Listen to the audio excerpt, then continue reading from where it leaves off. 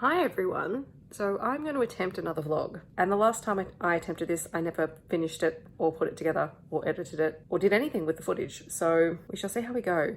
I am calling this my review copy reading vlog. So it will consist of a couple of physical copies, I hope, and also hopefully 1 to 2 NetGalley arcs, and I'm just going to do it over the weekend and try and get through some of these books, but we shall see how it goes. I have had a really slow reading week this week, so fingers crossed we can get some books done. Tonight I am going to try and read You Should See Me in a Crown by Leah Johnson. This was a review copy that Scholastic sent me, so thank you very much to them. I'm going to attempt this one tonight. It's a good weekend for me to do it because I'm going to the hairdresser tomorrow, which I know I'm starting this vlog really classy with really wet, unbrushed hair, so stylish. But I am going to the hairdresser tomorrow and hopefully doing something with my hair for the first time in 12 months. It will be the first time I've been back to both this hairdresser as well as the shopping centre that it is in, and that does leave me with a little bit of nerves, because even though we've got lots of things in place with all our COVID safe stuff, and even though it's okay to go to the shopping centres because of the situation we're currently in and our numbers being pretty good, yeah, I haven't been there for 12 months and my little introvert heart is concerned, but we shall see. I'm going to start this and I will check in with you soon. So I'm supposed to be vlogging, so I suppose I should talk about the book before I get to the end. So I am chapter 17, about 140 pages into You Should See Me in a Crown, and it's really fun. I know this is a super popular book, but I hadn't actually heard all that much about it. You guys know me, I go into my books blind. And this is the story of Liz, who is a black girl in an Indianapolis school, and they've just hit prom season, which is their big season of the year, and I think they describe it as almost bigger than football. Liz is a member of the band and is trying to get a scholarship to a prestigious private college on a music scholarship, and when that falls through she needs to find a way to earn some money in order to pay for her tuition fees. And her brother suggests that she run for prom queen because there is a monetary prize for the prom queen and king, and that's where the story starts. It's really cute, it's really fun. It is a queer story as well, which is awesome. I'm really enjoying it. It's a good light read for Friday night. All right, I finished You Should See Me in a Crown. It was very cute and very sweet. There was a moment that was quite tear-worthy, almost, between Liz and her family. So one of the content warnings for this book, I suppose, is that Liz's mother passed away when she was quite young from sickle cell, and her brother has inherited the same disease. So he's quite ill in the story at different points. And yeah, there were some really good scenes in there. Lots of good scenes about friendship and managing friendships over time. Just a really great young adult contemporary story. Really, really love this. Hi guys, happy Saturday. I am going to do a little bit of reading before I go to the hairdressers. I've got to leave in about half an hour. But I have 2 picture books that arrived from Scholastic, so I thought I would add them to this vlog since they are review copies. So the first one is Vernon the Penguin by Natashia Curtin. So this one looks super cute. And the second one is Joe and the Stars by Cummings. So I'm going to read those now before I go, and then I'm going to start reading the Codebreakers, I believe. But also possibly I might be watching the Taboo Book Club's live stream as well while I'm traveling. So yeah, I don't know. I really wanted to stay and watch the whole of the live stream, except it's really tough when it's all US nighttime and it's middle of the day here.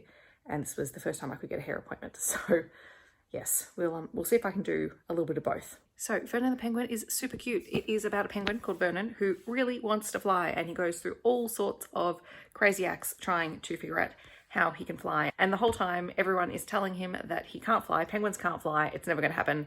And so he's sent to talk to the wise old penguin, who gives him a literal boot. And Vernon finally realizes how he can achieve his dreams of twirling and swirling and all sorts of things. So it was really cute and really fun. I think the kids are going to love this. I'm looking forward to taking it into the classroom and reading it with them. Joe and the Stars is about a little boy called Joe who lives with his family sort of in rural Australia, I believe. They do mention kangaroos. And he loves living out there. He lives in a house that his grandfather built, which is beneath a huge giant tree that his grandfather had planted. And every night Joe loves looking up at the stars. He just loves seeing the stars in the sky. And being in a rural town, he can obviously see them. And then his family sells the house and he has to move to the city, and he can no longer see the sky. And it makes him really sad and he feels like he's all alone, and he's living in a city with lots of buildings and lots of other kids rushing around. And in the end, he decides to make his own stars by filling a tree in the courtyard of where he lives with the stars in the sky. And eventually the other kids come and help him. So it is a lovely little story. It felt a little bit disjointed at times, but overall gorgeous and beautiful illustrations. Loved it. So I'm probably going to give that one maybe 4 stars, and Vernon the Penguin 4.5 to 5 stars, because that one was just fun. Hi friends, so I'm back from the hairdressers. I was there for like 5 hours. Totally worth it. Feeling much better to have had my hair done properly and to get back onto a regular schedule. So that will be nice. Thank you to our COVID restrictions that allow us to go and get our hair done and to be safe while we're doing it. But I'm just at my parents' place. We're going to have dinner together. My sister had to go into hospital this morning, and obviously we couldn't go in to see her, so she's been released and at home, so they went and dropped some dinner off at her place. And because I was in the area, I just came to wait at their place. So I'm just waiting for them to get back and we'll eat when they get here. Benny is chilling out on my lap. Hey Benny, come say hi. Hi Benny, say hello to everyone. Hi. Clearly not interested. I ended up getting about 25% of the way through the Codebreakers while I was at the hairdresser, and I'm just going to keep reading it till Mum and Dad get home. It's interesting. I'm thinking it's probably like a 3.5-star read at the moment. It's about a 22-year-old woman from Brisbane who is recruited to work as a codebreaker during World War II. And at the moment, it's just a lot of setup. There's a lot of dialogue, which I like and makes it go fast. And her best friend from childhood has just gotten engaged, and she's got her own boyfriend, and they're trying to figure out what they're doing.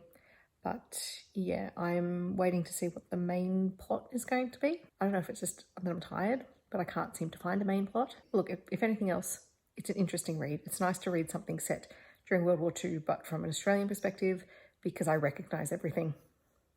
So there's that. I'm home now. I've had a shower, and I'm going to see if I can try and knock this book out before I go to bed, because then I might be able to fit in one more book for this review copy reading vlog. I know it hasn't been terribly exciting. I really don't have any B-roll. It's just me talking to the camera because it's what I'm doing. All right, so I finished the Codebreakers and I did enjoy the story. It is very much a historical fiction story that follows a young woman who is a secret codebreaker for Australia during World War II and can't tell anyone about it. And it goes through her recruitment journey to actually doing the work during World War II, to the war being over and having to keep secrets from everyone that she knows about what she did during the war, and then her life after that. And it does sort of seek into some of the work of the Royal Flying Doctors Service. So that part was really cool. I really liked all the historical aspects. In a lot of cases, for the most part, I thought the story was pretty stock standard. I don't think there's anything special to write home about the writing style. Lots of dialogue, which was fine. And because I have an e-arc of it, it's pretty clear that some of the formatting hasn't been fully fixed in the e-arc. So there are a few little time jumps or scene jumps which you don't really get an indication of what they are, but I suspect that in the final copy of the book, you'll be able to see much more clearly where those breaks are. That's just a technical thing from an arc perspective, but I did overall enjoy the story, and there was a little bit of a romance through it. There's a lot about people getting married and also relationships that are affected deeply by the war, so be aware of that going into it. But I did end up giving it about a 3.5 out of 5 stars, and I also made a choice about the book that I'm going to read next based on it, because the main character talks about growing up in Longreach, which is a town in Australia. And I happen to have a book called Lonely in Longreach, which Myra sent me last year that I never got around to reading, so I think I'm going to pick that one up instead. And that will be the last book that I read for this vlog. So stay tuned when I check in, hopefully tomorrow. You gonna say hi, Benny? Say hello? No? Hi guys. So I was supposed to be reading another book for this vlog this weekend, but it's probably not going to happen because it's 5 o'clock on Sunday. And yeah, it's been a weekend. My sister's been admitted into hospital twice to the emergency room this weekend, and it's quite serious this second time around especially. And so we're just waiting to find out what's going on. My mum and dad are with her, but obviously we've got restrictions anyway, so I can't go over there. So I've sent in a few things with them, and they've dropped Benny off with me while they're at the hospital. So yeah, we're just waiting to hear what's happening. The last I heard was that she was being prepped for possible urgent surgery. They thought it was an infection from surgery that she'd already had, but now they're concerned that it's something quite serious, and we just don't know. So it's been a big day of relaying information to people on behalf of my parents. I did do the live show earlier in the day, which was a nice distraction from that, but yeah, now I've just got to wait and see, and I'm getting lots of messages from people. Yeah, I don't think I'm going to get any reading done, and I've got to, well, prepare for work for tomorrow, but also possibly prepare for not being at work tomorrow if things take a turn for the worst. So I am going to leave this vlog here. Sorry, it's a bit of a depressing end to a vlog, but yeah, it is what it is. Anyway, I'll keep you guys posted.